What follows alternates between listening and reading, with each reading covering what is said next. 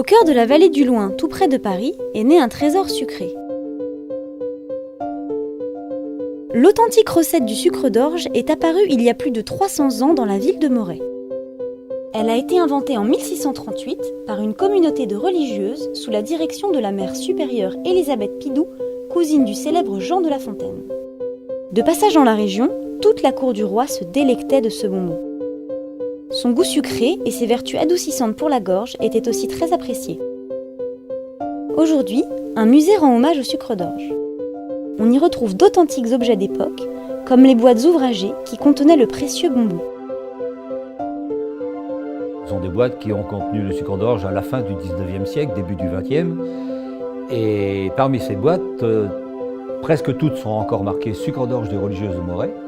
Et puis on a 2 ou 3 modèles de boîtes qui sont tellement anciennes qu'on ne peut même plus déceler qu'elles ont contenu le sucre d'orge, si ce n'est qu'elles sont gravées dans le métal, sucre d'orge des religieuses de Moret.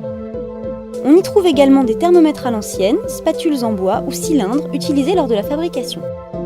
À quelques mètres du musée se perpétue la tradition des religieuses. Les méthodes de fabrication n'ont pas changé depuis le XVIIe siècle. 3 éléments essentiels composent la recette des sucres d'orge. Du sucre, de l'eau et de l'orge. Le sucre en est l'ingrédient principal.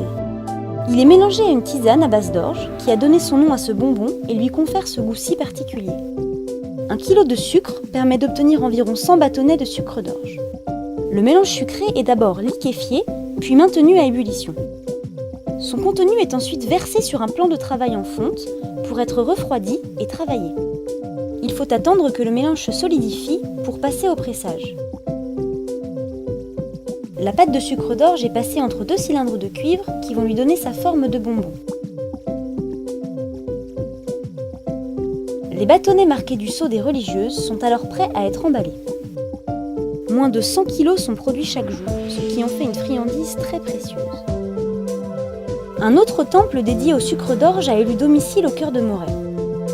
Une boutique consacrée à cette confiserie est toujours en activité dans la maison où les religieuses ont inventé la recette.